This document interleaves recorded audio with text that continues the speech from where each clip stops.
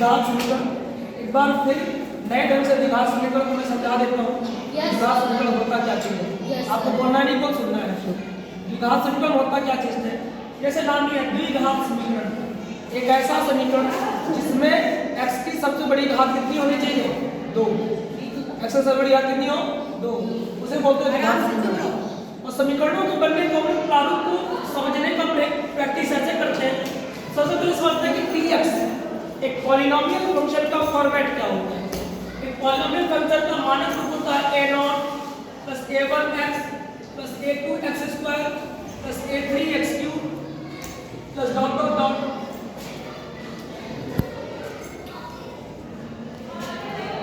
Dot dot dot dot dot equal to, ये हो जाता है पॉलिनोमियल फॉर्मेट। अब ये अपने आप में एक अर्थवॉर्म के तरीके बिहेव करती है। किसके तरीके पर करती है, अर्थवॉर्म, जिसे हिंदी में बोलते हैं केचुआ। ये केचुए तरीके बिहेव करता है।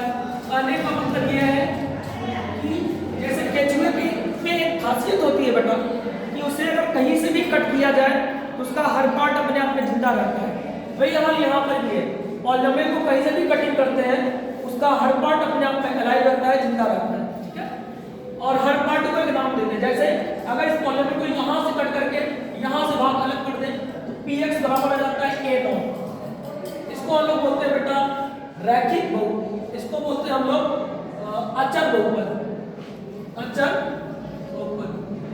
अगर इसे हम लोग दो टर्म से ले लेते हैं यहाँ तक और यहाँ से कटिंग कर दें तो हमारे पास px बराबर मिलता है a1x a0 + a1x।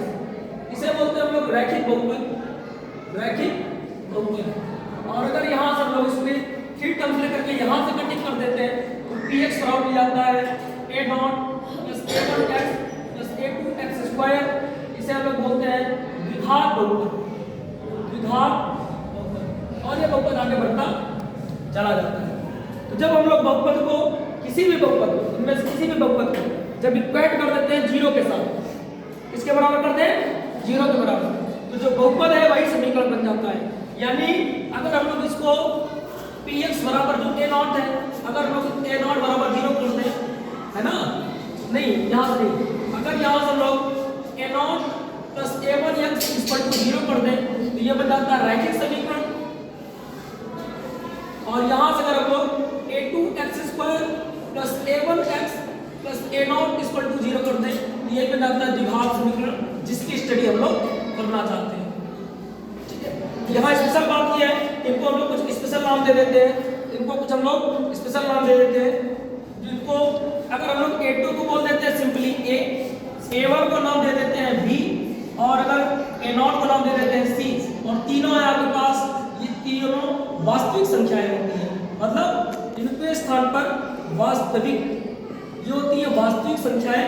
वास्तविक संख्याएं का मतलब है कि इनके स्थान पर कुछ भी प्लस या माइनस या बटे कोई भी संख्या हो सकती है।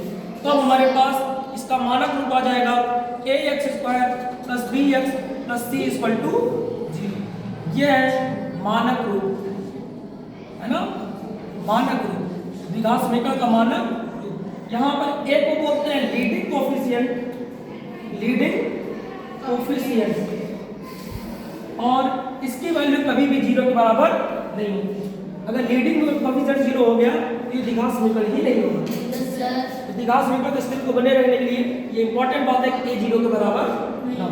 ठीक है, अब हम लोग पढ़ेंगे द्विघात समीकरण को हल करने की, हल ज्ञात करने की विधियां, हल ज्ञात करने की, हल ज्ञात करने की कैसे इसका हल प्राप्त करते हैं। तो इसके हल प्राप्त करने बेटा 2-3 विधियां हैं, जिनमें से मेन विधि का मैं आज यूज करूंगा। पहली विधि बोलते हैं इसको गुणनखंड विधि, गुणनखंड विधि। दूसरी विधि कहलाती है अपने आप में, है ना, गुणनखंड विधि, इसको बोलते हैं भाई फैक्टराइजेशन मेथड, फैक्टराइजेशन मेथड। दूसरी विधि होती है आपकी, इसको बोलते हैं पूर्ण वर्ग विधि, पूर्ण वर्ग विधि। और तीसरा जिसकी हम लोग स्टडी भी करेंगे उसका नाम है श्रीधराचार्य का नियम। ये 3 विधियां हैं, 3 विधियों द्वारा हम लोग समीकरण को प्राप्त करते हैं। जिसमें से हम लोग पहली विधि का प्रयोग करेंगे, श्रीधराचार्य का नियम।